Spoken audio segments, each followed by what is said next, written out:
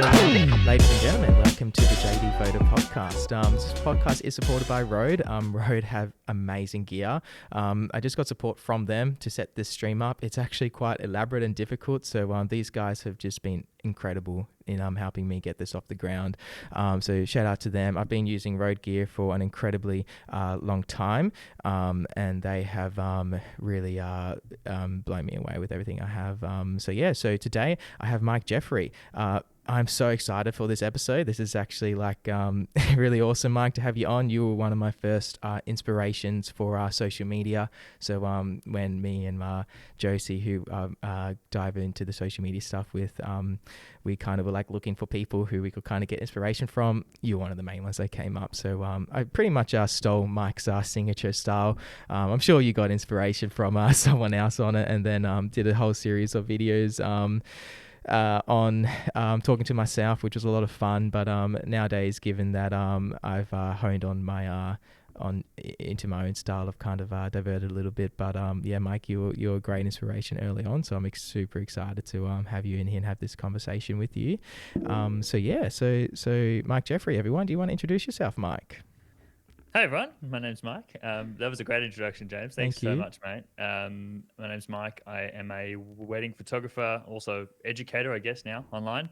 That's probably the largest part of my job. What I do nowadays is just educating other photographers on, how to do photography. Also hosting my own podcast and doing workshops, in-person events, but also educating online as well. So it's been a really, really cool journey, as you talked about there, James, over the past couple of years, creating a lot of content online and probably getting way more eyes on my work than I ever expected to. So it's been a really cool journey, and very, very, very privileged to be on the podcast today, James. As I said, host my own podcast. It'll be on the other end of it, and I've had you on mine, and now to come back on yours is a very special occasion. So thank you so much for having me. And I think we've both done a lot of growing since then, right? So when you first had me on your podcast, I think I was sitting at about 6,000 followers. I'm now at 16,000. You are just starting off your camps and your in-person workshops, and now you've done several of those, right? You've done a couple or a few? Yeah, I've done 2 in-person camps. Amazing. I kind of started pretty big. Yeah, that's huge. That's huge, man. Few day workshops rather than just smaller ones, and thought that would be the way to go about it. Yeah, congratulations. I know how difficult it is to organize, just a style shoot, which we will touch on later on, but let alone a whole camp with other photographers. That would have been extremely difficult to do. So good job. Yeah. There was a lot of planning involved, mate. Absolutely. So who did you do them with? You did them on your own, or you did them with someone else, or So I organized the first one on my own. So I'd done a few workshops before. Mm-hmm. I've done a few workshops with a Nikon Australia. So they've just in-person classes. They go for 3 hours on a day. I'd done a couple of extended sort of day workshops with everyone knows Josh Huggett. Of course. Done workshops with Josh. We done 2 last year. We'd done 2, and I really wanted to do one, but in a kind of my own style. Mm-hmm. And so I just thought, let me do one that's more photography related, but it's like an overnight camp, because I wanted to go camping, and I'm really into camping. So I was like, surely there's some other people that are into camping and just want to go out and go overnight and go away, and we'll organize kind of like style shoots, but it was more sort of like any style of photography when it first started. It was like, we're just going to go out and have a good time and sort of be able to be in a space where we can be creative together. And then that grew again. And then after that one, I was like, that was really cool, but I want to do something even more. And so I added on an extra day. We did 3 nights. This happened 3 weeks ago now.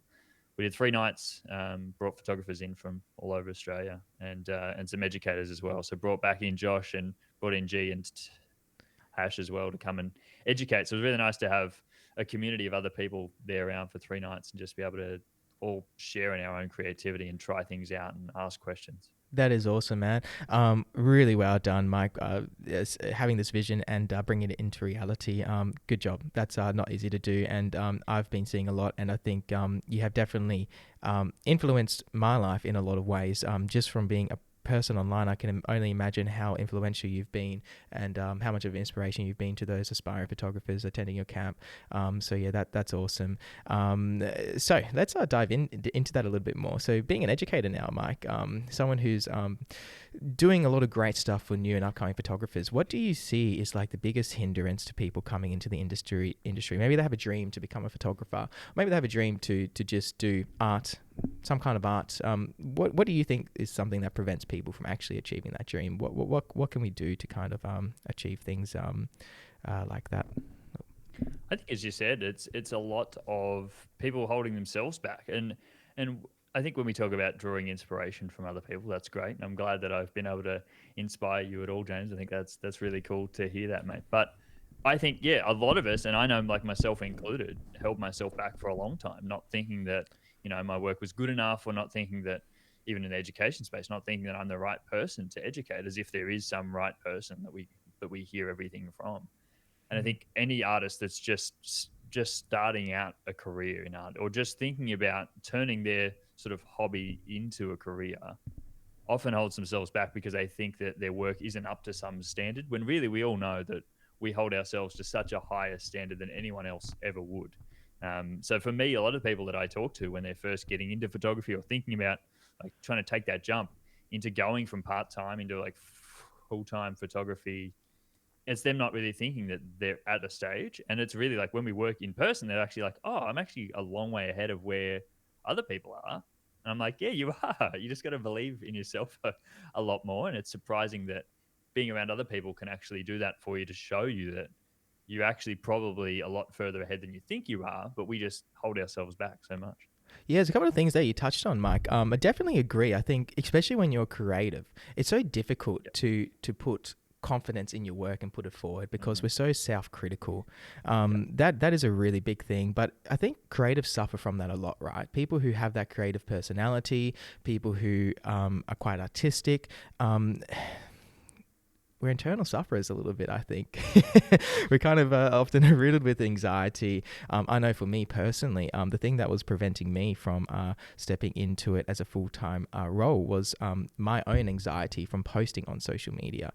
My solution to that was get someone who can help me to put it onto social media. And then eventually, as I started to roll content out, what I learned was there were people out there who cared, and there were people who were interested in what I was doing. And you started to grow followers, and attention is the number one asset, as Gary Vee would say, which is one of the biggest marketers out there. And I think if you can get attention and get people to see your work, that's, I think, a big part of it. It's a big part of the first step, right? But it's just having that security within yourself to kind of put that out there. So what's really interesting, Mike, is that you have found that community is a big part of that, right? So community is kind of what gives people that confidence in themselves. Mm. Absolutely. I think we can see people online and we can tend to just compare ourselves so much. It's so hard for people comparing themselves to people who aren't in positions that, one, they would ever like to be in, first and foremost, but two, have had advantages and had other things go right in their life that they haven't had, opportunities that they haven't had. They might be working in a completely different environment. And so we're comparing ourselves to people who it just isn't an equal comparison, right? We're comparing Yeah. ourselves to people that have already had things go right, or they've been in the industry for like 10 years and we're just starting, or they're in a completely different area so they can therefore charge more. Yes. It just isn't working out right. So when we get in person, it's like, oh, I can actually talk about a lot more things than you ever could online, and actually realize that you're actually miles ahead of where you think you need to be. Yes. You're just holding yourself back.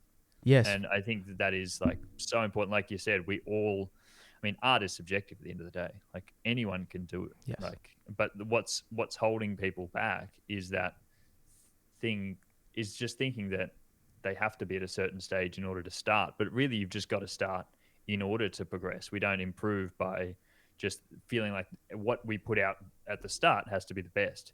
Like when you're first starting out in art, obviously you're not going to be creating the best work, but it's not those pieces of work that are ever going to be your best. But if you don't ever start, you won't ever get to your best. So it's this whole conundrum of like, how do we get people off the starting block? Yeah, that's really well said. And not only that, but it's almost like a snowball that the better you get and the more attention you get, the more opportunities you get to practice more. So like Yeah. for example, you start to book weddings, you get bigger weddings that allow you to explore more, experiment more, you get more opportunities, but it's just starting. So how do you get people to start? I'm just going to pull you back a little bit. So you mentioned something on people having insecurities because they are comparing themselves to other people. Is that? I know that's something that I struggle with. Is that something that you struggle with as well, Mike? From time to time. Yeah, All the time, mate. it's hard. All the Yes. time. I still am like this every day. Every time I think about uploading something, I'm like just comparing it to other people. And I've tried to put things in place. I went through a whole stage where I, unsubscribed to everyone on Instagram. I did a blanket like just unfollowed everyone who I didn't not compare myself to, right? Like if I was comparing myself Yeah. to them, I just completely like unsubscribed to their stuff. And not because I didn't like appreciate their work. I did, but I was just like, this is just terrible. Like I'm Yes. just holding myself back because I don't think I'm at the stage that they are. And I've slowly been unwinding myself over the years of like, I'm just creating my own style. So now I don't Mm. compare to anyone else. I just compare to who I used to be. And I think that's become my good sort of benchmark. Even when I constantly think, oh, my work's not at the standard of these other people. But it's like, again, that's an unfair comparison because I'm not working with the clients they're working with. I'm not in the area that they're in. They may have access to other things that I don't have, but also Mm. I don't enjoy their style. That's not my style. So why am I comparing myself to them when I don't want to have the end result that they have? I think far too Yes. often people are comparing themselves to people who they don't want the end result of. Like, for example, there are people on Instagram who are uploading 3 times a day, Mm. right? Now, on the surface, that could look great, and they might be starting to grow exponentially, right? Mm. But in order to get that, I have to do what they do. And when I think about what do they do day to day, they spend 18 hours a day at the computer editing. Like, do I want that? No. Like, so I've got to stop that comparison because what we see on the surface is not necessarily what's actually hidden under it and not what actually goes into it. And you got to think about, do you want everything that that person has? Because if you don't, stop comparing yourself to them. Yeah, really well said. I really like that. Yeah, I think you can kind of get lost in it a little bit, can't you? Social media is a blessing, and it's also a bit of a burden on a lot of people's lives. I know it definitely is for me, where you kind of log into the internet. I see photographers, and I just look at their work, and I'm like, how have they done that? It is amazing, or someone might have got something from someone, or whatever, and you can kind of get really caught in it and lost in it. But I think that is often the biggest hindrance in people being successful in things like a photography business, right? Where I think your time is better spent not worrying about what other people are doing, but looking at how you can improve yourself, looking at how you can improve your work, and looking at how you can get yourself out there more. And Mm. and it's a tricky one because in a way, I'm the same. I'm like, I could just unsubscribe to everyone, and then not have any kind of connection to the world. But I think that's not the right approach to take either, right? It's you need to just kind of uncover these insecurities you have. It's almost like doing therapy for yourself, right?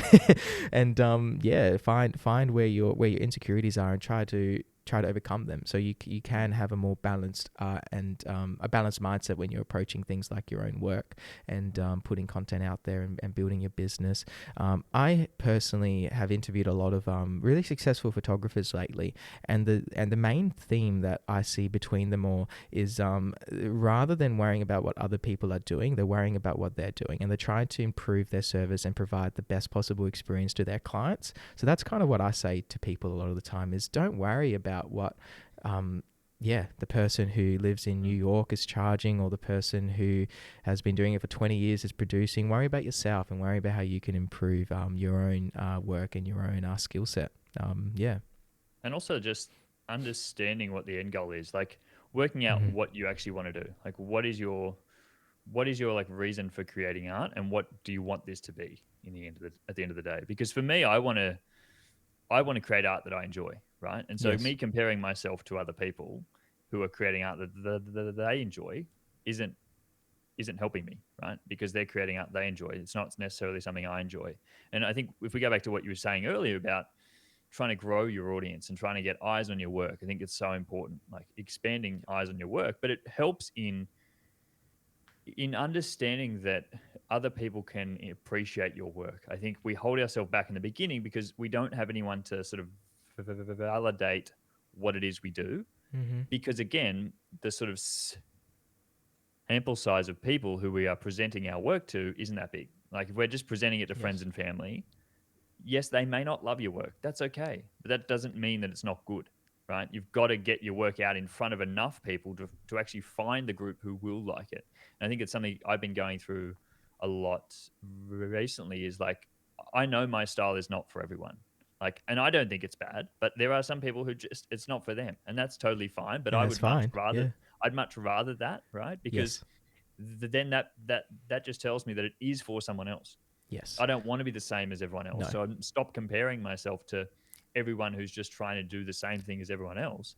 I'm Mm-hmm. going to stand out a little bit. And of course, it's going to make it uncomfortable at the start because I don't have the audience yet.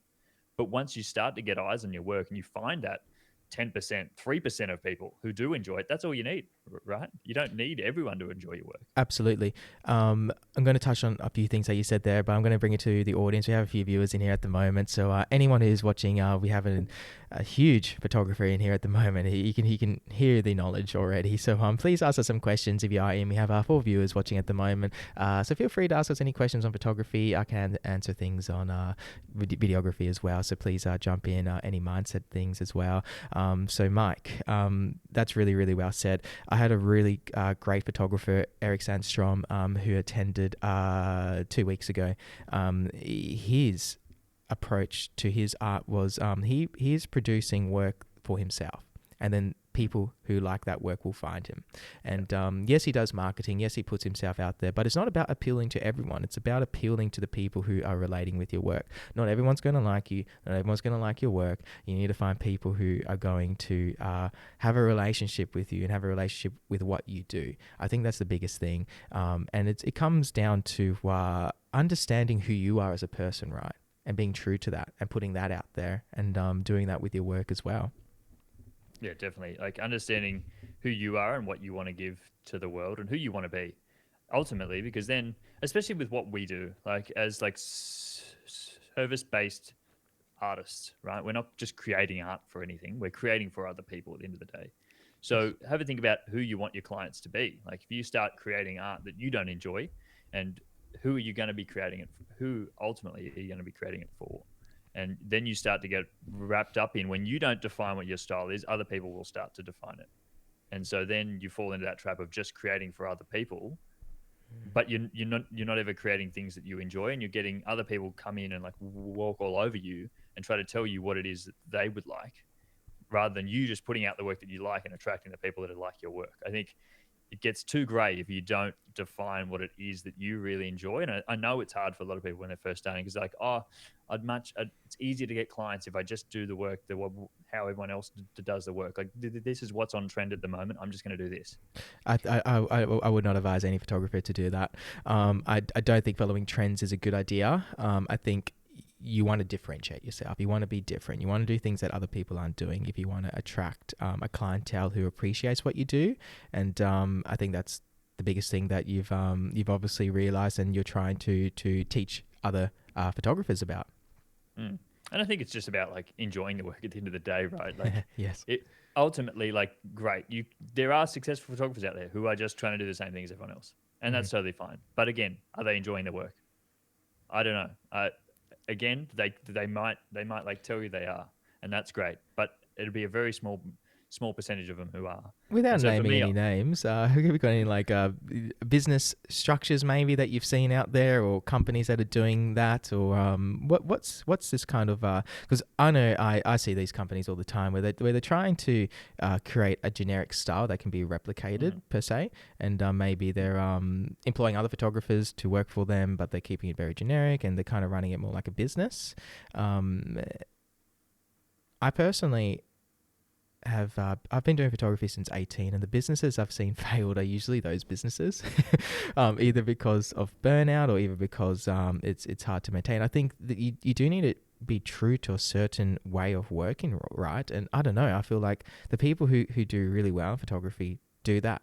And it's not about making the most money, but it's about doing something that, yes, you enjoy, doing something that it's giving you fulfillment, and also doing something that is not burning you out on a regular basis, because you want to be in it for the long run, right? And doing something you enjoy and doing something you love is the first part of that. If you're like going on a creative business journey, it's like find what you love to do, right? And start with that.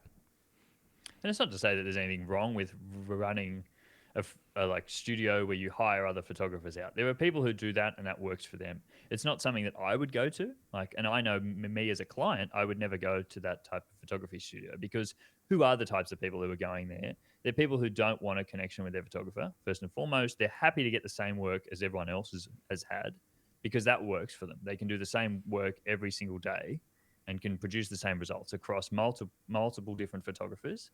But they can also bring the price down because of that. They're not charging for price. They can drop the price down. And again, it's attracting the type of person who's just going to want the price to come down. And I don't want that. I want people who appreciate the art and who respect what it is that I do. Of course, the like target like audience for that isn't as big, but the ones who do really appreciate it and are happy to spend for it, and actually you walk away as an artist feeling way more fulfilled because the other people appreciate the work that you do. So for me, that's the path that I've always wanted to go down. Yeah, absolutely. It's a very artist approach to running something. I definitely think it's the right approach to take with certain industries within photography. I think there are industries within photography that it's probably not the best approach. I think weddings definitely is the best approach. Things like maybe if we're talking like you're doing a so I've had the privilege of being on things like video production sites, and those situations usually you have a team of people working, so it's impossible to run it as a one-man band, for instance. So if you're doing stuff like that, which I've been starting to do a little bit of, so where people come in is usually assistants or second shooters or second angles, or something that I've been doing a lot of is a photo and video package, but providing it under the brand. So I think there's certain ways you can definitely approach business that isn't necessarily taking that studio approach, but you're using a business structure that kind of allows you to provide a very high quality service, but also do it in a way that is under your brand still. So I think where people tend to get lost with studio structures is they try and, like you said, provide a cheaper rate, and they're kind of like, when you're trying to provide a cheap rate all the time, you're kind of racing to the bottom, aren't you? You're kind of just like, falling into that trap. That's kind of how I feel, at least. I'm not too sure in your thoughts there. I think there is a difference between like what you're saying in terms of hiring out other photographers to come and work for you versus hiring photographers to work on your behalf. Like Yes. if you're there on the day, it's still under your brand name. And I think that's important because you are the brand. And I'm big on like creating your own personal brand. I'm huge on that.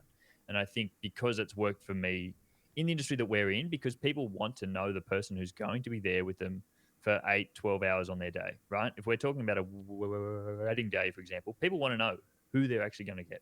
Yes. Like I don't want just a random stranger turning up who's there on behalf of X, who's there on behalf of X studio. I want to know who I'm going to get. But that's the thing with weddings is weddings a whole nother kettle of fish. Like I photograph a lot of events, and events are very standardized work. It's a completely different pricing structure, completely different type of work. So it's a different, but for a wedding specifically, which is what I've more or less really been diving into in the last 2 years, having that relationship with your couple is everything. And attracting the right couples through your personal branding is everything. And I think you really need to be very specific with how you advertise yourself or market yourself or brand yourself, so you attract the right couple. And not only that, but you also need to make sure you're actually there on the day. And I think there's no way around it. If you want to provide a really good quality service, yes, maybe over time, let's say if you bring someone in and maybe they've taken shot with you for 2 years, and then they've had a second or whatever, and then after 5 years they can replicate your style, and maybe that's a different story. But what I don't like to see is companies jumping on Facebook groups the week before a wedding and being like, hey, I need a photographer next week. Can you go and shoot it? And then they kind of just fill in any subcontractor last minute to shoot the wedding. And it happens a lot. And I don't think that's the right way to run a wedding photography business. I think rapport is everything with couples. So what just to define rapport to the people who are watching, rapport is more or less a fancy way to say building relationships with people. I think Mike and I both agree that building relationships with people are one of the biggest parts to getting good photos.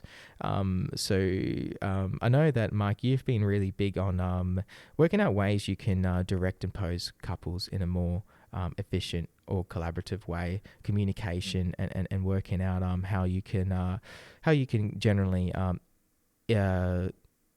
relate, communicate with I forgot the word communicate with couples in a more in a better way. So yeah, what's your thoughts on that? What are some posing techniques you've learned? What are some communication techniques you've learned that has really kind of propelled that? I think it starts, like you've said, before you even get there on a day, before you even start working with someone. I think it's so important, again, to define who you are, so you'll start attracting the people who you like to work with. And I'm a very introverted person. It may surprise people here, but I am a very, introverted person, and I don't like to be the the really big energy in a space and to come across big groups of people. Like I'm a very introverted person, and so I tend to attract a lot of introverted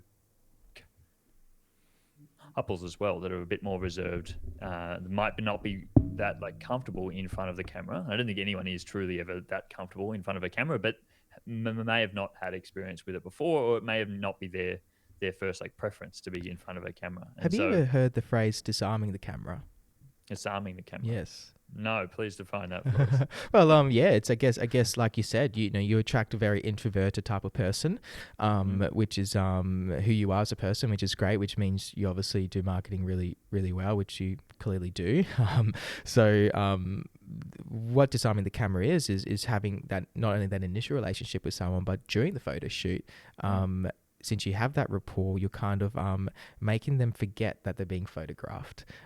Is there anything that you do there to maybe you haven't heard the phrase before, but is it, now that I've mentioned it, is it like is there something that kind of clicks that you're like, yeah, I do that, yeah. So yeah, I think like that's like huge, and I wouldn't have ever known that was what it was like called. But I guess like trying to make people forget it's even there, forget you're even like taking photos. How do you do that? I'm like huge on that when I'm first starting, and like being able to just like talk to people. I think a lot of people forget to talk to people when they're taking the photos. Like imagine what it's like to be on the other side and have a random stranger who that you may have never been with in person before. You turn up to this random like event, and they're just there aiming this big camera at you for half hour without speaking. Like it's awkward, right? Like I would be awkward in that sense. Like if you're not going to tell me what to do, like again, telling people what to do. And I think first and foremost, it comes down to like, if we're talking about how I'd run through, if I had half an hour to an hour, that first maybe 10, like a minute is just all like movement. We're just completely like moving. Brilliant. Like there is no like standing still in that first 10 minutes because we've got the time. So I'm going to take you through it to try to get you over that awkwardness and just to try to prove to you that anything you do is good. I'm huge on not like telling people what they do is bad. Just continue to affirm people, and you as the photographer, if you think it looks bad, just like move on, right? But just affirm people. That's great. Let's go on to the next thing. Like you don't say, oh, that actually looked really bad. Oh, this isn't a good spot to take photos. Oh, that's not, oh, I can't seem to get this right. That just tells people that you're not experienced enough, and they don't then believe in you and trust in the process. You've got to make them feel comfortable and confident and just keep on talking to them as you're taking the photos. Like it's a big thing to be like, have complete control and complete understanding of what you're doing behind the camera, because you just need to be an autopilot there pretty much. If you're taking the time to be like, oh, hang on, I got to get this ready, I got to get this right, but you're not speaking during that time, again, there's any air time, they're going to feel super awkward. That's so really well said. You've got to train yourself to put yourself in autopilot when you first turn up. And even if that just means don't doing anything hard when you first started. Like again, most of my best images come from right at the end. After we're half an hour in, I'm not getting any of my really good shots in that first half an hour. Yeah. If I was there for an hour, let's say, if I was there for half an hour, of course we're going to try to get through it You restructure it a little differently. bit. Yeah, of Really course. well said, Mike. Yeah, having that ongoing communication with them and touching Mm. base with them at every point. Positive affirmation is really important as well. I kind of just, I throw a lot of compliments out. I'm like a sucker for compliments. You look great, you look good, you look really nice. I tell them what I'm doing as well, So if I'm just changing the settings here, just give me a second, getting the lighting Yep. to adjust properly, and just involve them in the process of taking photos with them. Don't Mm. like and try and make them forget that is actually happening. And the way you structure it, I do the same. So start with movement, start with flowing poses, walking, really easy stuff, and just have fun with it. Make them laugh a little bit if you can, if you're a humorous guy, and yeah, just try and make the process enjoyable. And then towards the end, for me, that's when I start to do things like the flash photography, where I'll start to go, oh yeah, we've done 20, 30 minutes of warm up more or less. Now let's bring out the big guns, and we'll bring out this 24-inch softbox. We'll bring out the CTO gels, and warm up the scene, make it look really magical and romantic, and try and just enhance the setting that it's in, and maybe do a little bit more constructed editorial kind of posing. And I think if you can do a bit of a mix, people really like that at the moment. And not only a mix of the two, but also a structure in that way where it is a bit of a kind of stress-free experience, and they're not freaking out in front of the camera, because that's how you really get the photos going from good to exceptional, is when they look natural. And you make people feel natural if they're relaxed, right? Mm. And I could probably teach anyone to be able to take a really good image, especially even with flash. Like I could be able to teach people that, but I can't teach people how to communicate with people. Like you just have to. That's How do you something you've learn got it? to practice.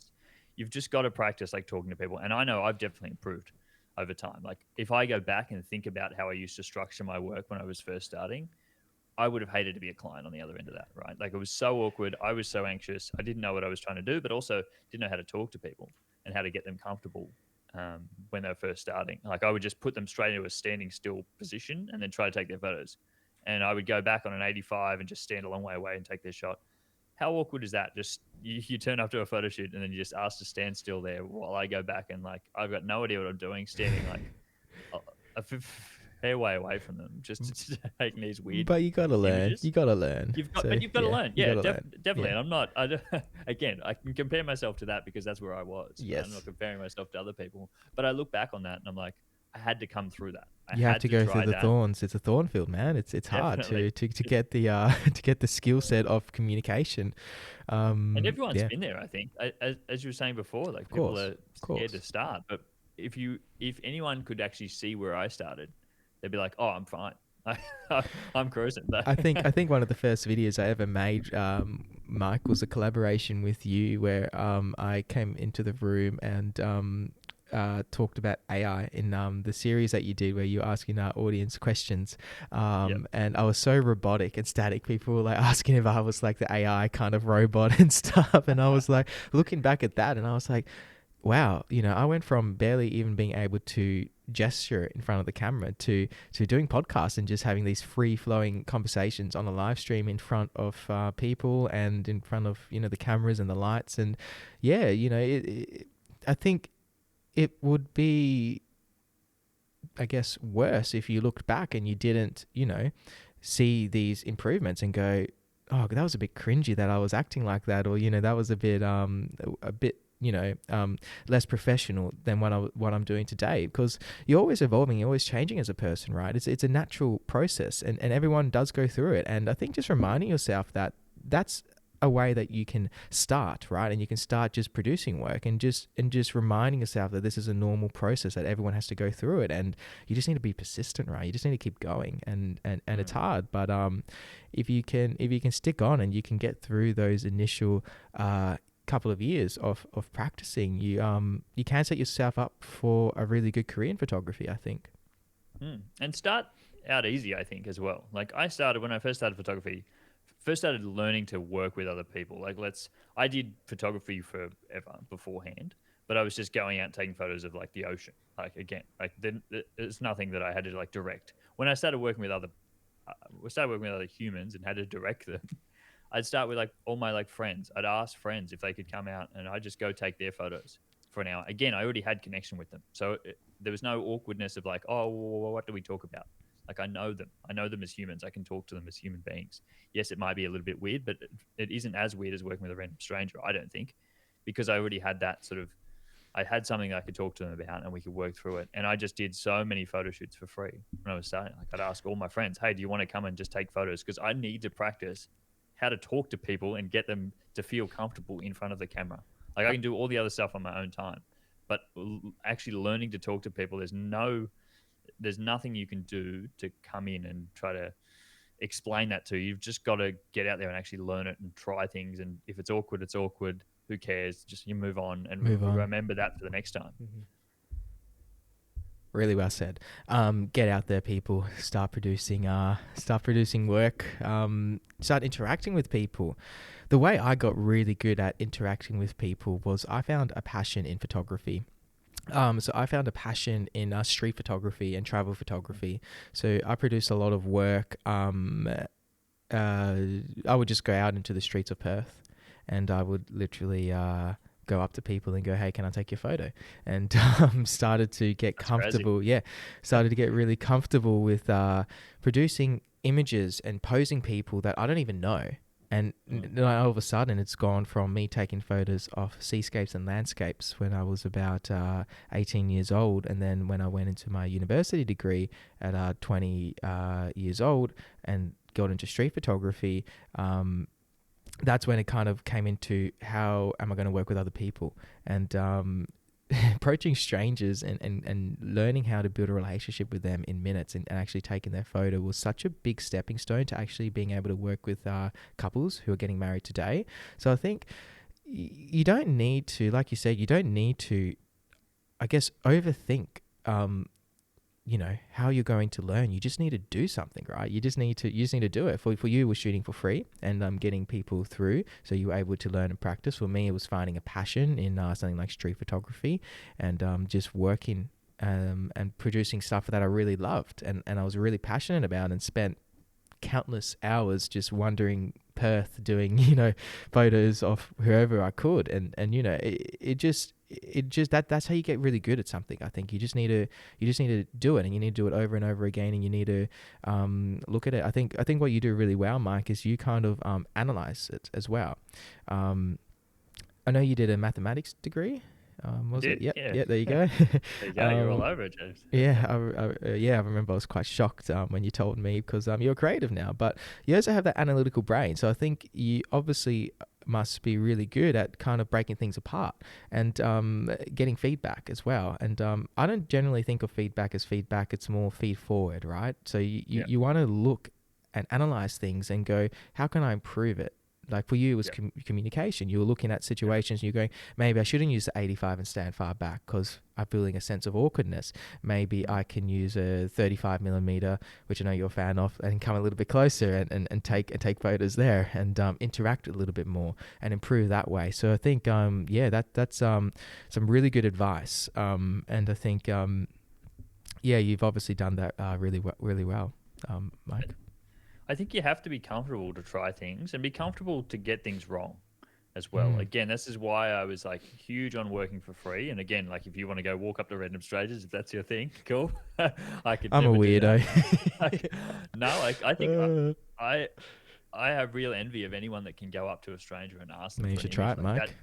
I probably should. We can go on a street photography journey through Perth. But I feel like you've just got to be comfortable with like, I'm sure you went up to people and asked them to take their photo and they were like, no, sorry. All the time. Yeah. Like you've got to be comfortable with people being awkward and it just being weird and people saying no and it not being right, and just who cares? I was working for free when I started. If people were awkward, it's fine. Like I was in that process. Like I'm not going to charge for this work because I know I'm not at a stage yet. I'm a little bit weird, but I'm going to try things out. And if I did make them feel uncomfortable, that's totally fine. Like I'm not charging for this anyway, and they're probably just friends or family members. Mm-hmm. So I was comfortable just to do things. And again, once I did something and I was like, oh, that was a bit weird how I asked them to do that, and that didn't really work, I'll just remember that, right? Just put that down. Like maybe it's one or two things you do every time you go out. You just remember them. Did they work if you had something work really well, I'm going to do that again the next time. Or if you did something really awkward and it was like, oh, I was actually standing too far away. Hey, I asked them to do this weird thing and it didn't really work. I'm not going to ever ask anyone to do it again. Right? So just practicing, be comfortable with it being weird, but you have to try that in order to learn things. Really well said. Continually, don't be afraid to fail. And when you fail, don't be upset. Look at how you can improve it. Yep. It's what you're doing, more or less. Is you're trying things without the fear of failing. And when something doesn't necessarily work out how you thought, you go, okay, how do I change it next time? And you don't get upset and hurt by it. It's feed forward. It's not feedback. Exactly, man. So yeah, I like that. It's a great one, isn't it? It's a really good one. The other one I've heard that I think I live by now is if you never swing, you'll never hit a home run. And I really like that one because this podcast, for instance, has been so valuable for me. It was the most difficult thing in the world to set up, but now that I've set it up and I've started to do it, it's amazing. You know, I love it, and it's just been so good for networking and everything. But if I never took that initial gamble with it and reached out to my friend at Rode and invested in some of the mics and the cameras and the wires, and book 2 a week for the last month and spend 10 hours a week doing it, I would have never have been sitting here having this conversation with you and networking in this capacity and producing really great organic content at the same time. So you need to try things out, right, and not be afraid to fail. Like I failed heaps of times on this podcast. The first episode I did with my good friend Luke Johnson, who's a wedding photographer, he came on, put all his time into it, and I forgot to hit record. So he wasted all, and I felt horrible, but I was, at the end of the day, it was like, I'm sorry, I made a mistake. Next time it's going to be even better. And he came back on. I improved it, and, the podcast episode was amazing. So I think I think we all have these experiences, right, of this kind of, you got to stay persistent and you got to stay motivated, and even if something fails, you just need to look at how you can improve it, right? And that's my approach to things as well. So I think if you can get that through to other aspiring photographers, Mike, that's the most important lesson you can give people. I think I'm really big on not letting the idea of perfect get in the way of progress. I like and again, that as just well. like you've said with your podcast, I think we hold ourselves back because we think that it has to be perfect in order to start. You only get perfect by starting. Like you said before, if you don't swing, you don't hit a home run. Yes. Like you're never going to get to that point. And it's with everything as well, right? Like anything you do, don't stop yourself. Like I remember the first episode I recorded of the podcast that I've got, like when I interviewed someone, I didn't have my microphone plugged in. And I was recording audio from my computer the whole time. Yeah. Just through the computer audio, just went through the whole time. I didn't realize because I didn't have it like I'm monitoring in my headphones. The other person on the other end didn't realize either. So clearly it was okay. But after we went back to edit it, we were like, this is echoey as. Yeah. It's all terrible. Yeah. And I edit anyway. Because I was like, who cares? Like, I'm not going to let the perfectness of this episode get in the way of just having it out there and we're on to the next one. Brilliantly said. Yeah. I think, it's far too often we're trying to perfect the one thing we're working on. Whereas if you moved on to the next one, you would improve on that one. You would take everything that you learned on that first one, apply it to the next one. Pete McKinnon says it's better done than good, or something like that. I think he says a phrase like that, like just get it out there, get it done, like you said, and then you improve from it. You didn't have your microphone plugged in. I used lav mics for my first one, echoey as hell as well. There's just so many different things that kind of you can encounter, but if you do it, you might stuff up, but the next one's going to be better, and the next one's going to be even better. You're just going to have those small incremental improvements over time, and eventually you're going to be able to have a really brilliant thing. Just looking at our notes a little bit, so we'd love to dive into your whole idea on what you've been doing with your camps. Would it be right of me to say they are styled shoots? Absolutely. And Josh Huggett's involved. He'd be really happy about us talking about this. Yes, he is involved, and they are styled shoots. If you ask him, yes. They've also got a very Asian orientated, but absolutely they're styled shoots. They Yes. just happen to be with real actual humans. Yes. So everyone that we get is actually like all the couples we get to come in are actually together, which is great because it means we can ask them to do anything. Like they're not like a models. Like I know some people do them with like a models, and So that's you're great too. so you're replicating a realistic situation for people to learn. Yeah. Mm. And it's again, it's organized, it's all staged, all the styling was done. Like again, like we talked about before, the communication aspect I think is so big, but you're never going to get the communication that you're going to get on an actual day. There is no way you could ever try to recreate that without having it be a real day. You're never going to get the everything that's involved with the stresses and everything happening. And again, there's other people around. It's all been done, So you've got to go in like with the work we're doing with the camps. Like yes, you can go in and still learn how to get really nice images, but you're not really ever getting to work with a client over the course of an 8-hour day. You're just there for like 10 minutes. You get your shots, the other person gets their photos. And so it's a really good learning experience, but also it's that hard thing was like, well, how do we try to craft this in a way that it is as close to what we can do without it being a real day? I don't think anything will ever prepare you for a real wedding. That's a styled shoot, and I think that's a big distinction to make. I think a wedding day, there is so much as a professional that you need to have with time management skills, not only time management skills, but understanding your ability to produce work and how long certain things are going to take in order for you to have a successful wedding. Planning is really big for me with my couples. And I plan with my couples. I shot my first wedding at 18 years old. So, I didn't, it's crazy. And yes, I didn't pursue it full on until I was 24, 25, but I was doing them more or less on and off for all that time. So I had experience and exposure to weddings and understanding timelines and understanding my skill set as a photographer and how long it's going to take me to produce certain images and I think that skill set you can only get from doing weddings. I don't think you're ever going to obtain the skill set from creating mock weddings because there's timeline understanding, pressures on the day, organizing before the shoot, like all these things contribute to being a successful wedding photographer, specifically in weddings. What style shoots can do is it can provide you the platform to practice certain images so you can learn your abilities. For me, it was big with my flash photography. I knew that there was not many people producing flash photography images, and if I could learn how to do them, I would be able to sell a style of work that not many other people are doing. So I was differentiating myself and showing people what I could produce. But I wasn't getting the opportunities to do that at the weddings I was doing. So I organized styled shoots to produce that kind of flash work. So then I guess I learned how to do that work.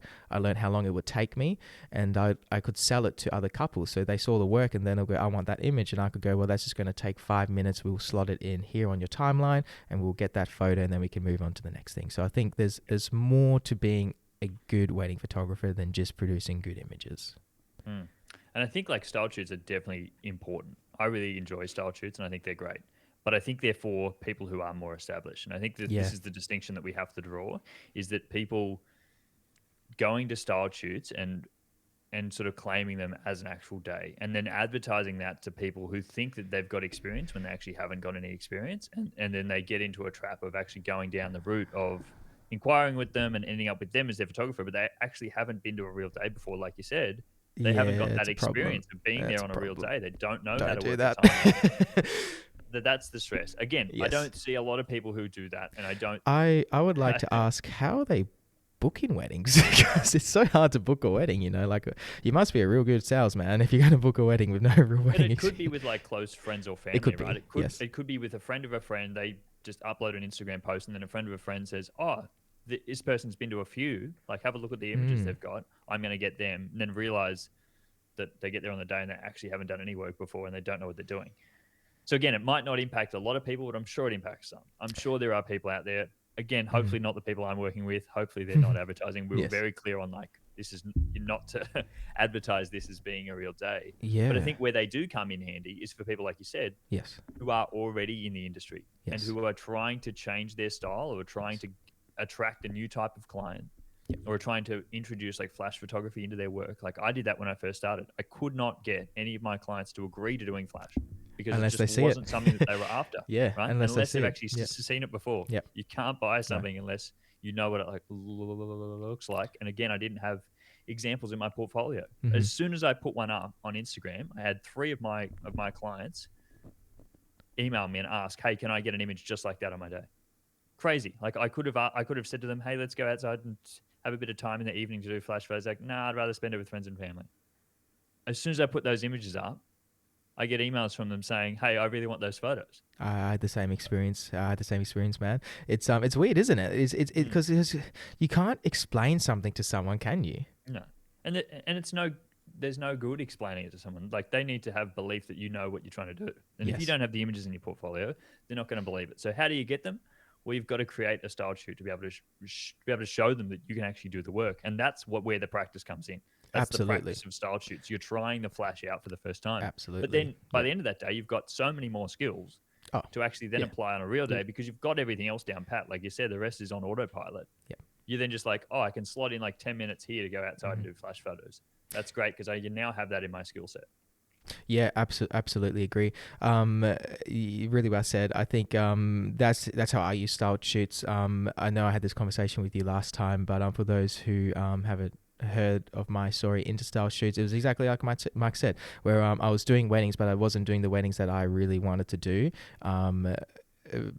Believe it or not, now after doing these style shoots, I think last time I spoke to you, like I have like next wedding season, I'm only doing photo and video packages that are 8 to 12 hours only for the next season. So it's like it went from, I think last time I was speaking to you, I was, struggling in the previous years to get, full days. And now it's like I'm booking multiple services because I started to advertise specific work.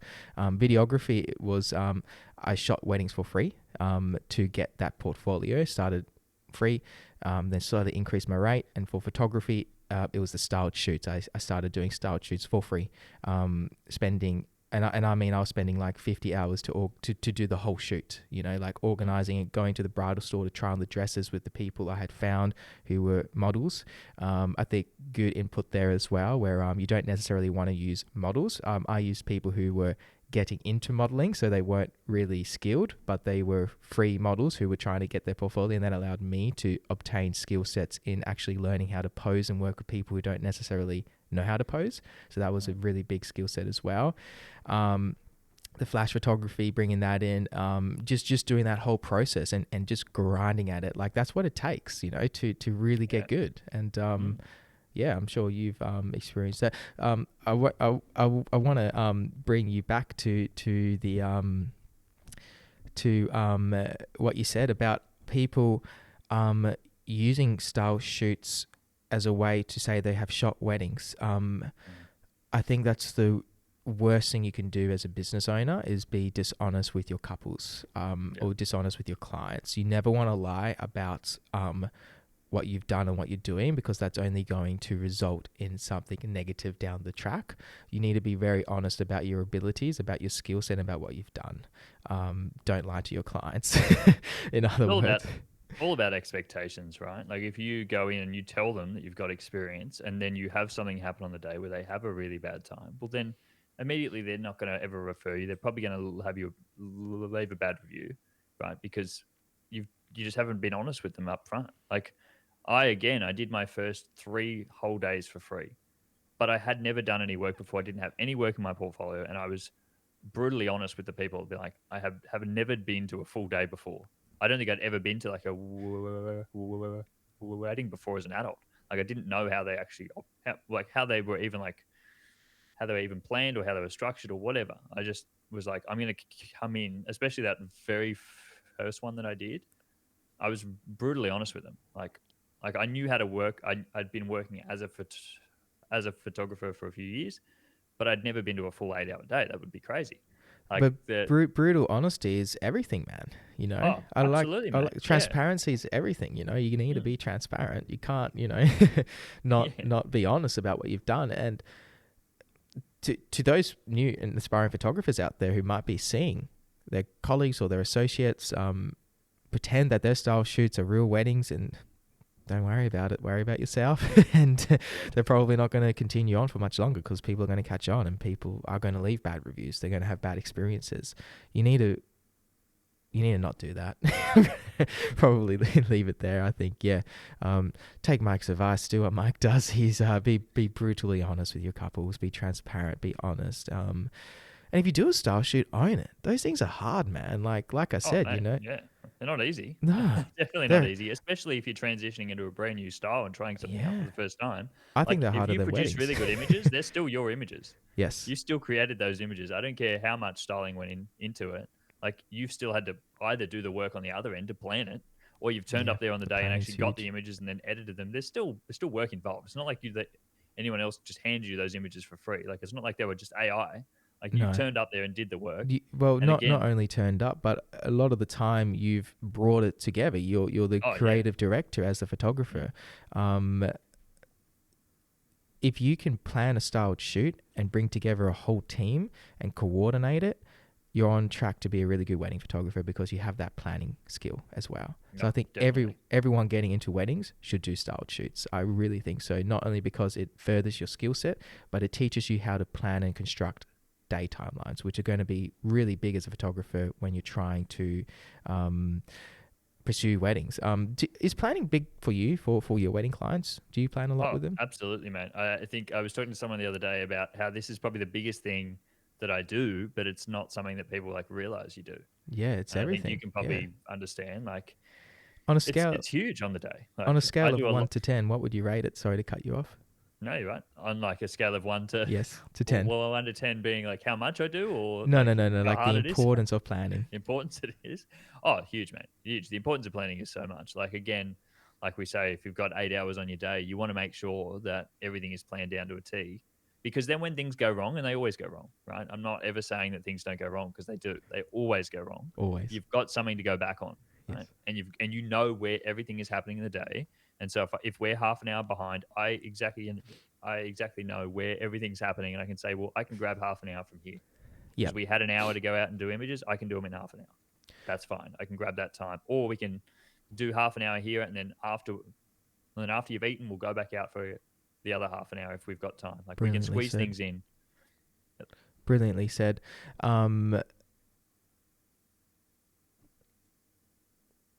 Sorry, I'm just checking my editor. You right, Chelsea? Yeah, sweet. Sorry, I have a. Um, um, I had this conversation with Everlast Creative, who won the West Australia Wedding Industry Awards. They also agree that planning is everything for weddings. And it's something that's not really spoken about a lot. Like you've also heard about.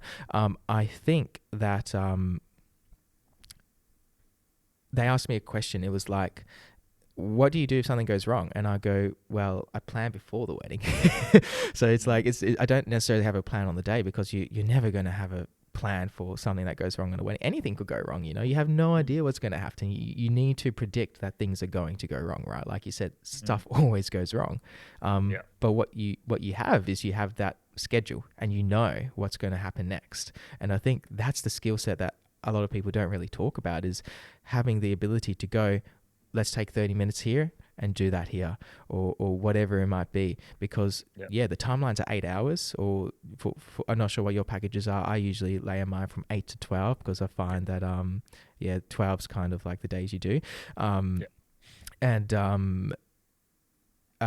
where I've lost my thought. So it's really important to have that skill set that you're talking about, Mike. Where it's all about being able to plan with the couple before the wedding, and then collaborate on the day to make sure everything runs smoothly. That's how you create a stress-free environment, and that's how you control or direct the day as a photographer, and make sure the client is happy with what you're giving them at the end. Yeah, I'm glad you brought up that point about collaborating with the client, because I think that's so important. Again, we're often put in position to be able to be the one who has to make the decision on something. When something does go wrong, I don't go to the client on the day always, because I've spoken to them beforehand, right, about if something goes wrong, how would you like this to go? Or I have their best interest at heart, that I know how I can move things around and is going to make it okay, right? So again, that's a big part of like talking to them, understanding what they want, understanding who they are Have a as relationship with individuals. them, right? Have a relationship. Like, so important to get to know them, because then I tell everyone else who's there on the day, if there's any issues, they have to head to me and then I'll talk to them if I need to talk to them. I don't want 8 people heading up and going to talk to them. It's just going to stress them out, right? I like And I think that. Yeah. that they know that I'm the person that's going to come and help them, and I'm going to make the best decision on their behalf, and so that they can be stress free. Like, again, like, it goes unsaid because they don't actually understand how many things we do on the back end to make sure things do run smoothly, or to make sure things get back on track if we are behind, or if one person's not here on time, or, for example, other things go wrong and we can't get something to happen that was like meant to happen. Like, we just change everything before it even gets to them. And so hopefully they're not involved in that process at all, because again, the images are a reflection, and what they feel about the images are a reflection of how they experience the day. If they had a bad time on the day, the images are going to be really bad in their eyes. Brilliantly said. Experience is everything. How you make your couples feel, not only in the lead Oh, up to the wedding, but on the actual wedding day itself, in the experience of the pre-wedding, the portraits, and the reception, and that stress-free experience throughout the day. If you can provide that to your couples, oh, they're going to look back on the photos and be like, these are amazing. If you have fun oh, with them on the day, if yeah, if you have that relationship with them, that's what a good service provider does, in my opinion. It's the photography skill set nowadays is such a minute part of actually running a successful photography business. A lot of yeah, it is actually having the marketing skills and the communication skills that you're yeah, describing. I think that's especially in 2025.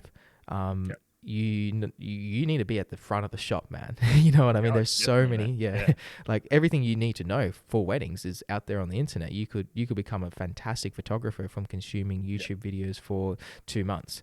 But it's how you're going to get the marketing skills, the social media skills, and then the communication skills on top yeah. of the photography.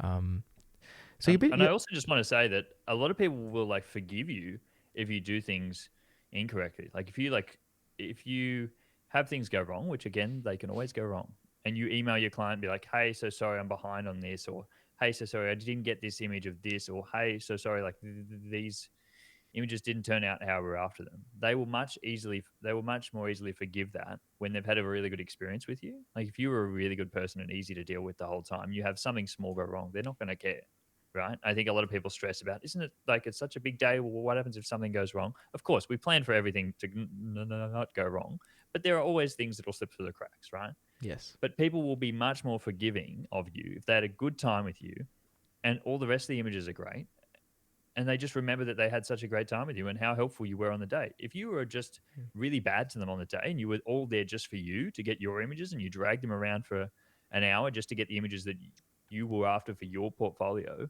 then yes, when you get the images back and they're not edited the way they're after them, or that, oh, all these images are a bit too orange, of course they're going to complain, because they yes, didn't have a good time with you anyway. So they yes. don't really care about you as a human being. I think that's just so important. I think building good connections, but also just being a really good, actually helpful person, Being I think will person go a long centered. way. Being person Person centered. centered, Yes. trying to help people, go above and beyond for people, will do so much more for you than being the most skilled person in the industry. Yeah, Skilled completely photographer. agree. I mean, Completely agree. Yeah, I think it's definitely the communication, definitely the expectations, and laying that out. I think that's really important, and reminding the couple it is your wedding day. Like I'm here and I'm happy to do photos for 2 hours, let's say, but if you want to do photos for 10 minutes, we can do photos for 10 minutes as well. It is up to you ultimately. I yeah, usually say to my couples, this is what I'm thinking of doing. I want to do a flash here. Like, it will look really good. Would you like us to do it? And if they say yes, then yeah, let's do it. If they say no, then that's fine. It's your day. We can go spend more time at the cocktail, or we can go spend more time here. And you got to be adaptable, because sometimes we plan for this in the lead up, and we go, we'll spend this much time here, we'll do this mm, much time here, and but then on the day they don't want to as well. yeah, So it's a fine line. You need to be adaptable. You don't want to impose your own I guess, feelings on their wedding day. It's their wedding day, you know, like how do they feel? What do they want to do? What do they want? Yeah. I think expectations are important in that as well, James. I think that a lot of people can be like, look, we've only got like 10 minutes to go out and get images. Or on the reverse side, like what you just said, they only want to go out for 10 minutes because they want to hang out with family. Mm. That's totally fine. I can do all my images in that time. But just being transparent with, hey, we can get all those images. I can get all the images I'm after, but we're not going to be able to do anything extra. I know we talked about before that you wanted these like creative flash photos. I know we talked about you might have wanted a big bridal party image that you won't be able to get, for example. Just example, I would always get a big bridal party image. But for example, like you won't be able to get this specific type of image, right? Being transparent with them, like we can go out for 10 minutes, but just understanding that it's going to mean that you won't get this. And then if they agree, totally fine. Just don't agree to them without explaining and being transparent and being open and honest with like what you can achieve in that amount of time. Because they might say, oh, I just expected we could do it all. And then because you were like, yeah, that's totally fine. And it's hard to fall into that trap of thinking that your clients know what you know.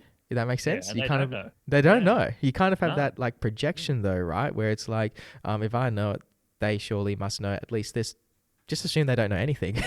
And like, you know, I've had clients come to me and they've booked 2 to 3 p.m. for the photography portrait session because they wanted the flash photography image I was producing after sunset because they thought they looked so bright and cool that it had to be taken around that 2 to 3 p.m. time. And I was like, no, I actually took them at dusk after sunset. So it was like, they were like, what? And I was like, in my mind, I'm like, you know, like, isn't that obvious? But then it's a bit of a sobering experience as well because you're like, people don't know how you make the images. They look at it and they go, we love that. We really want that. But they don't understand the process that goes behind it, which usually just comes down to good timing, I find. It's really time management skills and yeah. And everything, I think, here's the big thing, is that everything is staged. There's no like candid images happening. Like, yes, there are candids, but there's like anything that you see online that you think is documentary or candid, it's probably been staged, right? Yes. It comes down to planning and being in the right place at the right time, but also asking them to be in the right place at the right time. A lot of people don't stand the way that you think is the candid way. Like they're not just standing there in that position and you've just grabbed an image of them as they go past. No, you talk to them beforehand. You'd already explained, well, here we're going to go, and after we come out of the ceremony, for example, I'm going to walk straight over to my grandmother and I'm going to have an exchange with her, right? I was aware of that beforehand, so I knew to be in the right place to get that image of you standing there with your grandmother, right? This is all pre-planned. It's not that these things just happen. I'm like, oh, there's an image. Oh, here's an image. No. I already knew where you were going to be at every single moment of the day. Again, things can change. I don't want people to feel like things are that structured. But like what you're talking about with the flash photos or unset photos, for example. Like I tell people, if you want these type of images, you have to go out in that hour of the day. Like we've got to go out and take photos. If that there's no way to fake it. There's no other way around that. That's all planned. Like, they're like, these images are beautiful. They look like you're a really good photographer. Yes, because I planned to go out at the right time of day. I like what you're doing, Mike. Got to be so transparent. I like what you're doing because they don't know. Yeah, I do the same thing, man. Yeah. And as soon as you explain to them, like, oh, of course we'll take that hour out of our day to go and do those photos because that's all we're after on the day. But if you don't tell them they're paying for you, man. Timeline around that and just think that you can take the photos at any hour of the day. Yes, and they're paying for you, so it's a hard one, right? You need to remind yourself that they are paying for me, and you know they're paying for that work I'm producing, and what's more important to them, you know. So yeah, it's a hard one. It's a really hard one, I think, because it's not spoken about a lot, but I think it's so important. I know that I do it in my practice, you do it in your practice. Everyone I've spoken to has done it in their photography practices, running a wedding photography business. But you just don't hear about it, do you? It's like, it's kind of like the unspoken thing a lot of the time, is the planning that is involved in getting really good photos. You said something that I really want to touch on, and I made a note of it. Yes, so I really liked how you were talking about nothing is staged, and it kind of sent me down a bit of a thought spiral with how much influence as photographers we have over capturing certain moments. So I had a really great conversation with Luke Johnson, who spoke about the 3 important things that make an amazing photograph. And he believes that the 3 most important things are the composition you use, the lighting you use, but overall it's always the moment that that you're capturing. So those are the 3, like I guess you could say, what would the word be? Variables. Yep. Yeah, the scientist now. The 3 variables of of photography. But I have been thinking about that a lot, and I go, what am I really doing when I'm taking photos? And usually what it is I see a moment and I go, here's what's unfolding in front of me. And then I usually go, what's the lighting doing? And what am I doing with the lighting to make the moment feel something more? Do you know what I mean? Or maybe the composition as well. How are we using the composition to enhance that moment? So the big thing that I was like thinking about with them was, we might have a very intimate moment, so we might choose to compose it more cropped, so it's really showing off that intimacy. Maybe it's a forehead touch, or maybe it's a stare that they're sharing between it, and rather than having it wide, we have it close. And maybe rather than having it backlit, maybe we've decided to light it with really soft sunset light front on, so it's more moody and it kind of enhances that moment a little bit. Do you ever think of photography in that way? And how do you kind of construct images in that sense? Absolutely. I think it all comes down to what's actually happening. And I've always been in the way of, as you said before, it's hard because I don't want to orchestrate things that weren't happening. But I'm blessed that we work in the industry that we do, where a lot of things happen on the day.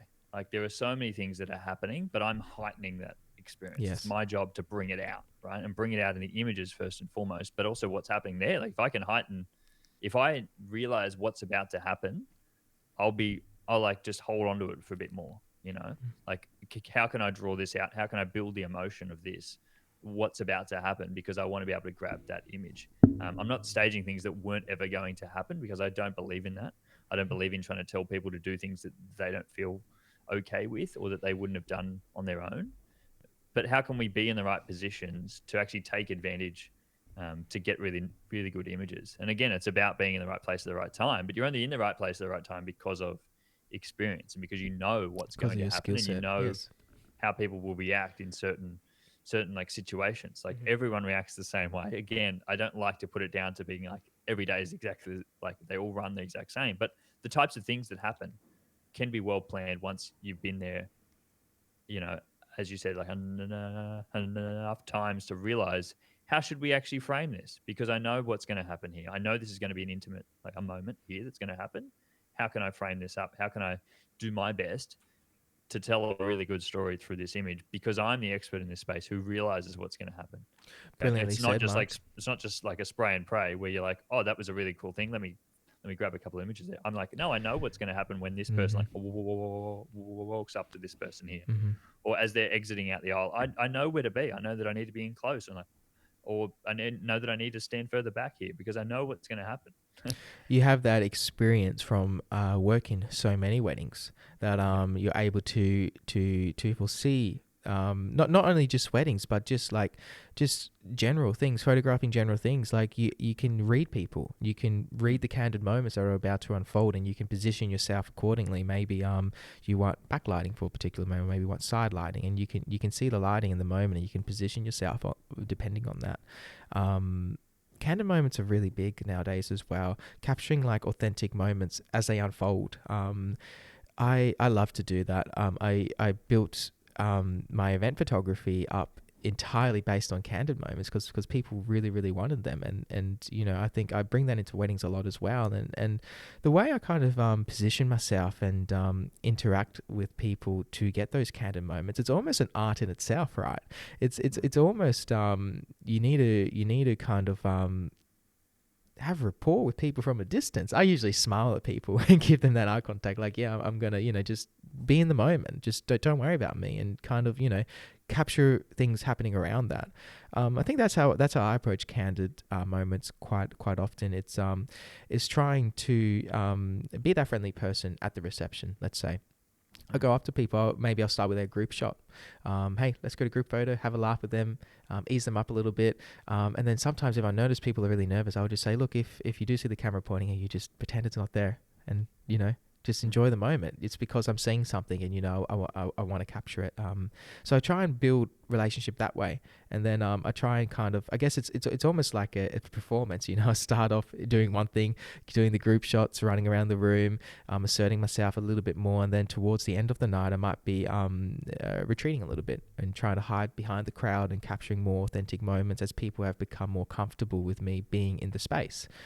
So I work the room a little bit, almost like a DJ works the room. They like read the crowd and what people are doing, and I kind of approach photography that way a lot of the time as well. It's not just about fancy lighting and but it's also how do we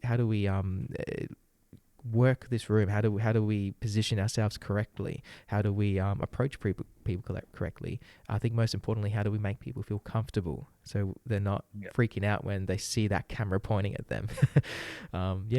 It's how do we make people feel? I think so important. And it's the small things, like you said, being aware of things that are happening. When I'm directing someone, I'm not going to tell someone distinctively exactly what to do. It's being aware of who's going to take what role when I'm working with like two people, especially. Like not ever telling like one person to do something to someone else. Just asking them collectively and kind of seeing what they do. Everyone will have their way that they like work together. And I'm not someone for like a groom but always stand behind a bride. I'm not always that type of way. If I'm working with a heterosexual couple, it's not always the way that they will work, right? Yes. I'm going to ask them to just go in for a big hug, and I will see from that See what they do. goes where.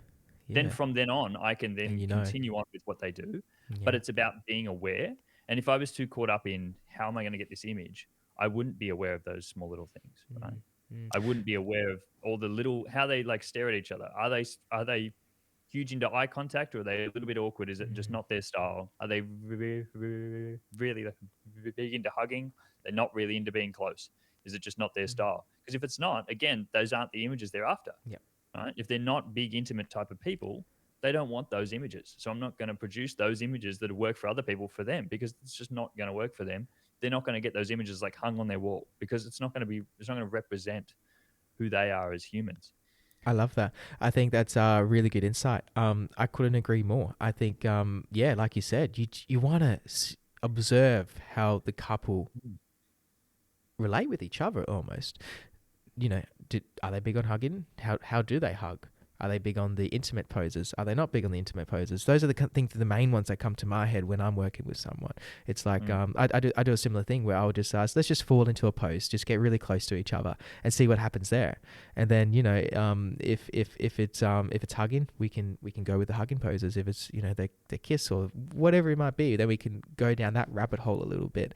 I think that comes from having confidence in shooting in a variety of different ways and different settings and with different people. So you can kind of have just a bank of poses you can kind of pull on, and just having that experience, that kind of goes back several years.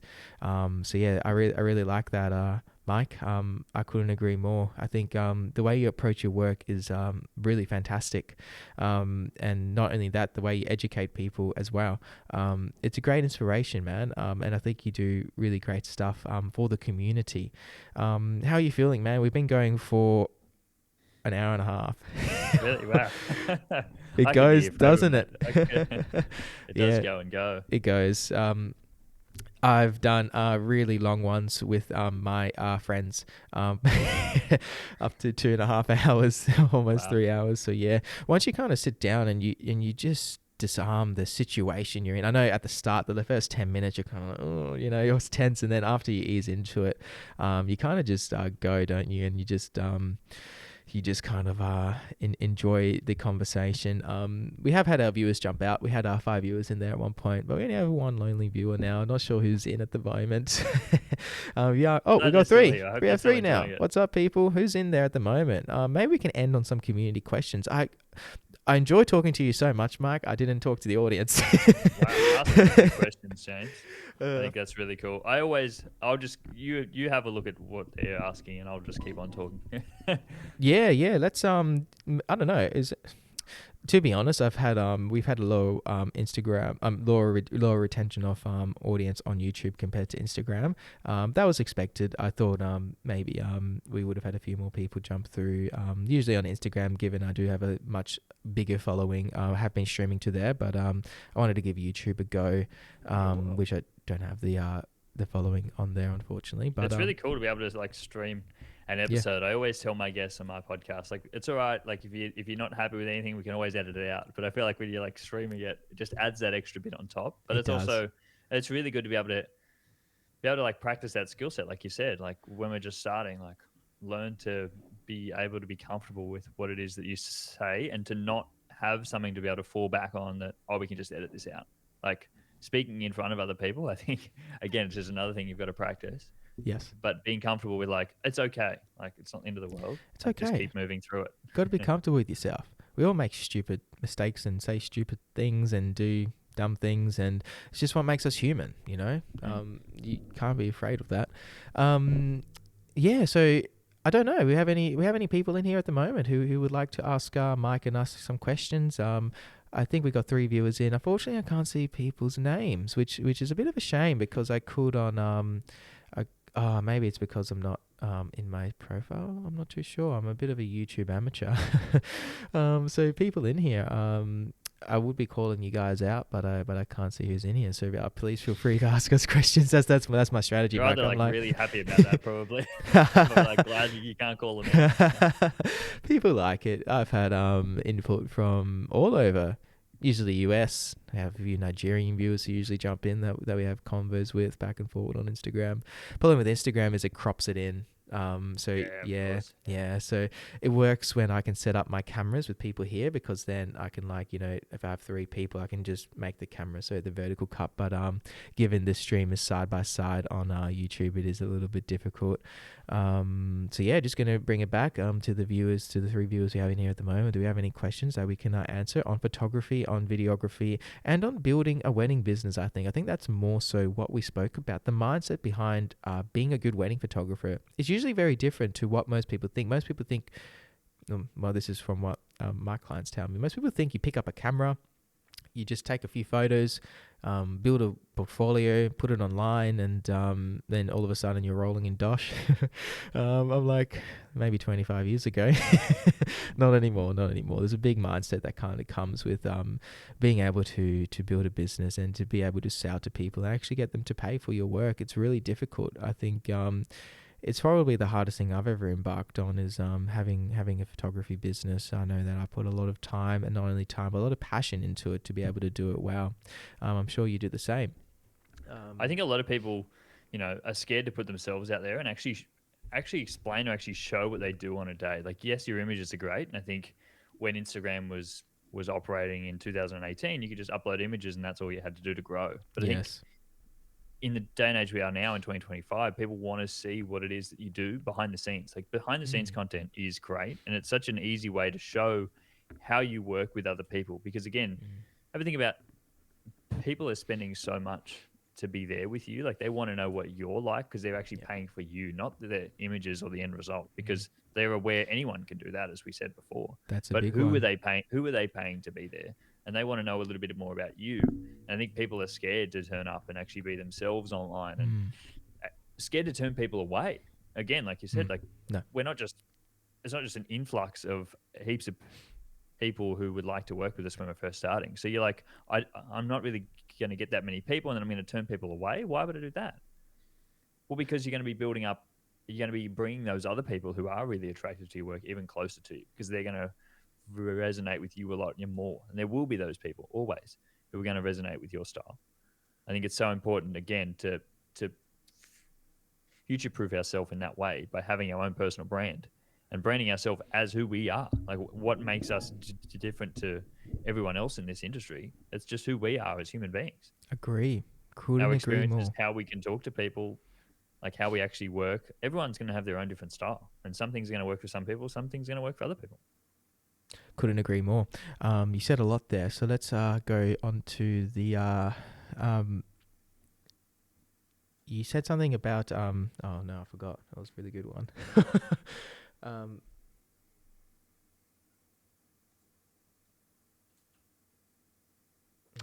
let's go down this one. Maybe it'll remind me. Being yourself and putting content out there that people can relate to. So behind the scenes content really has done me wonders. That's what I've started to do more or less exclusively. Personality based content podcast and behind the scenes first person footage. I've had people like just reach out to me based on that first person perspective and be like, I feel like I trust you, so I'm just going to book you right here and right now. And it's like, that's what you want, turning people away. That's what you're talking about. How do you filter through your couples? I'll be really interested to hear what you do there. I'm a big proponent of don't work with everyone. Do not work with everyone. Turn people away. That's what makes you exclusive as well. That's how you charge higher rates is you turn people away. I say in my email that I only work with people who value what I do. If you don't value my work and me as a person, we're probably not going to work together. So my thing for filtering through is I call everyone. If they do not call me, I will not work with them. I will not book someone on email only because I want to know who I'm actually working with. So that's one of the main ways that I filter through. And I think the second way is my personal branding, is putting yourself out there, being true to who you are and showing off your personality online in a courageous way. I think that's how you filter through. Would you say that's what you do as well, Mike? Absolutely, man. I think it really starts with your own personal branding and being comfortable to be yourself, because that will turn people away. Like that's how you get down to the people that really love what you do. Because as you said, you'll get people who just like trust you for the work you do. Mm-hmm. Like I understand that I'm not the person for everyone. That's totally fine. And again, if they email me and they're still not the right person and we hop on a call, I think that's great. Always hop on a call with someone, whether it's like video call or even if you can, if you are, if you're in their area, if you want to go, like, I'm made up in person, I think that's great as well. But I'm always trying to put the client's best interest at heart. And if I don't think they're going to be a good fit for like the style of work that I do, I'm happy to be honest about that. Like really, it's not about them appreciating the art that I do. I'm just like, I want to get the best for you. And I can see by what you're asking that it's not the style of work that I produce. Totally fine. That is, and I'm happy to help you and refer you on to other people who do that style. And I think you would work really well with. But Brilliant. I'm not going to go through with someone's work because again, you just expectations, right? If you're going to set yourself up for success, you want to know that the client is aligned with the work that you do. If you don't think they are, then it's just going to end in disaster down the track when they expect different styles of edits. Like I'm not an editorial style photographer, for example. I don't do a lot of like black and white images. I don't do that I don't have like film. I don't shoot old styley stuff. Like if people want that, I'll refer them to people who do it. There are people who do it way better than I do. Like I have a very bright, very high contrasty style. If you don't like that type of image, then that's okay. Like I'm happy to refer you to someone else. But again, I try to get those people out before we even get to that process by being upfront, by being able to share my work so they actually know what they're going to get and be able to share my personality as well. Because That's again, it. I won't be The forever. personality is a big one. You don't want to, you're an introvert, I don't know, but you don't want to be going to the Wolf of Wall Street type of weddings, I will say it, boobies and cocaine everywhere. Might not be your type of scene, but for other people it might be. Other photographers might thrive in that environment, So yeah, you need to work with people who relate with you. Definitely so important. Because yeah. I don't want to be turning up to a day and not being able to provide the energy that person's after.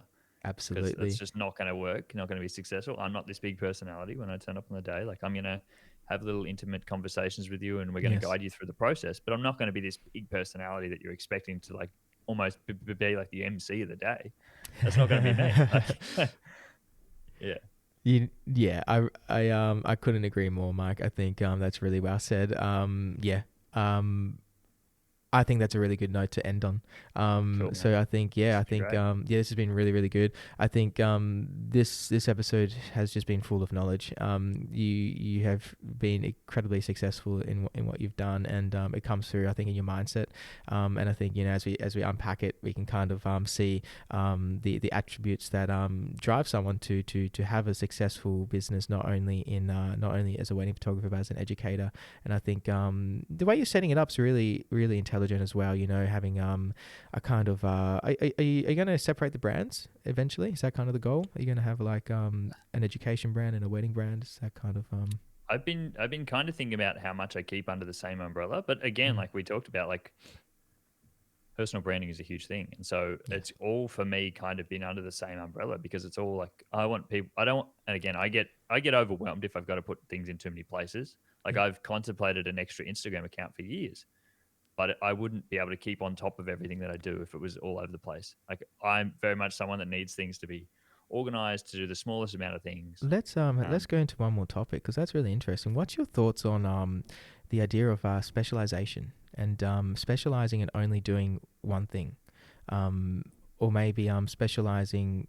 Yeah, let's go down that rabbit hole because I love that idea because I think that's such an important thing to really think about. We can spend another five minutes on it.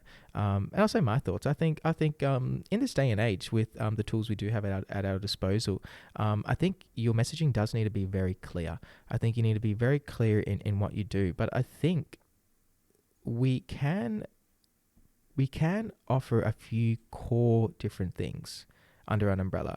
I think there's no harm in doing that. I think all successful businesses do that. If you analyze different companies that exist, there's usually a staple product that they have. For me, it's weddings, but I also offer event photography. And I remember when we spoke last time, you were like, "Are you going to get rid of the events?" And I was considering it at that point, but I've stuck true to it, and the answer is no. And it's because I won't get into it too much, but there's a certain reason why I decided to go down that route, and it's because I feel like I can market to wedding clients, but I not necessarily am marketing to my event clients, but I have a clientele established because of the nature of that industry. If that makes sense, I think what you're doing is you have your wedding photography, and then you have your education, and those are your two core services, and they go hand in hand because Mm, you offer wedding photography and then you teach wedding photography. You know what I mean? So it's like it's two interrelated, and people might see your educational stuff who are looking to employ a wedding photographer and go, this guy must be really, really good because he teaches other photographers as well. So I think there's a benefit to having a few core things that you do. It has to be core. You don't want to diversify too much and let's say offer something like commercial headshots and weddings maybe under one umbrella, because that might be too brand diluted. And I think mm, specialization is incredibly powerful when it comes to marketing. I think that's the key, is that you're always going to make more money if you can have a very clear message and attract the right people. And I think that's the catch, right? That's my mm, opinion on it. Yeah. mm. I think there's always that we have to do a distinction between what's the best thing to do, what's the smartest decision, or what's the thing that is you're going to enjoy more. Like again, I love to do both, and so I'm always going to do both. And that's just been it might not be the smartest move because the like clientele isn't the exact same, right? Like one hand I'm trying to attract people who are getting into the industry, other photographers who are trying to upskill, but I'm over here trying to attract my ideal clients for weddings, for example, people who are engaged in the area that I'm in. Like these are two different clients. Like I can work with any photographer anywhere in the world, versus over It here is, I'm but working it with isn't. clients in It my is, but it area. isn't. Absolutely, but Yeah. I think there are distinctions with other people. Like yes, the education work definitely adds credibility to the brand. But if I was like you were saying, doing headshots, but I was also doing I was also like a sports photographer, and I was doing doing like a newborns. Like these are three different Two different. areas Yeah. that the clientele again aren't the exact same. Like you could put them under one umbrella, and I think again, if you would like to, and you have your own personal brand, you definitely can. Like we're not talking about what's the smartest thing. Probably not the smartest move. You're probably not going to attract the highest clients in that area because you're not like really specialized. But again, you might enjoy the work more. And so if you enjoy being able to do it more and you can like cross promote to all of those people, like the people that get headshots may also have kids as well, and they may also get married as well and have friends and family. You could do that work. Mm. That's totally Absolutely. fine. You can definitely cross promote to people, and it's not to say it's a wrong thing to do. I just think there are different ways that'll work for different people, Yes. depending on how much you want to do and how much you enjoy all those different styles of work. I think the thing that gets missed a lot of the time as well, Mike, is how specialization is influenced by geographic location as well. I Yep. think you really need to do an analysis of your market, of your Yep. economy. You would notice as economies, if you ever travel like Southeast Asia, which I spent a lot of time there, and then also Europe, you'll notice how they're two completely different economies. And you'll notice that a lot of the shops in the less developed economies are more generalized. And as economies become more sophisticated, things become more specialized. So I think, you need to look at where you live as well and go, who am I actually going to be able to sell to? And, what's the smartest business structure for this economy that we live in? I know that Perth, West Australia, it's very difficult to make it as a full-time photographer only doing weddings. It really is, because it's a small place. It's, not as large as Sydney, not as large as Melbourne. I'm sure if you're somewhere like New York and your market is exponentially larger, and you have, how many people live in New York? I don't know, millions and millions of people. There's so many more people getting married, and there's so many more photographers. So in order to attract those clients, you might need to have a much more narrow and specific marketing funnel, because there's more competition, but there's more people to sell to. So you need to look at where you live as well, and you need to go, what's the best business structure for where I am? So I think that's a very important consideration as well. It goes back to what we were talking about at the start, James, about like not comparing yourself to people that aren't in your position.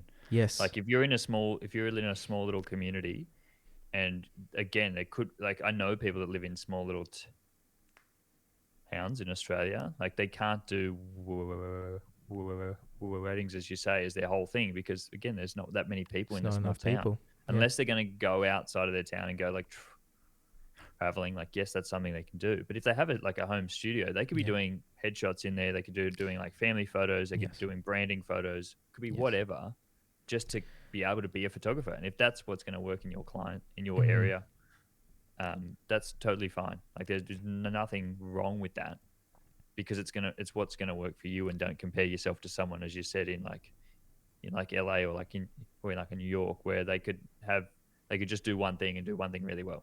Yeah, completely agree. That's really well said. No, I couldn't agree more with that statement. If you live in a small town, like you said, you don't want to be comparing yourself and copying the business models of people who live in cities that have millions and millions of people. It's completely different clientele. It's a completely different economy. It's just a different world, and you need to do not only what's good for your business and for yourself as a person.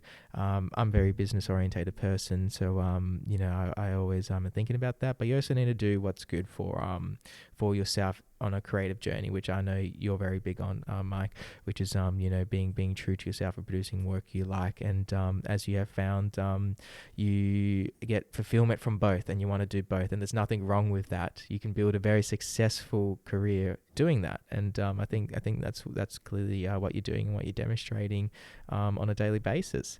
So I'm going to cut it off because we're approaching the 2-hour mark, Mike. That was a brilliant conversation. So, ladies and gentlemen, that was Mike Jeffrey, incredible photographer, incredible educator. This episode is supported by Rode. I love Rode gear. Please check them out if you are looking to start your own podcast. So we're going to do the outro song, and then we'll catch you guys later. Thanks all for watching. We have a few viewers still in, and peace out, everyone.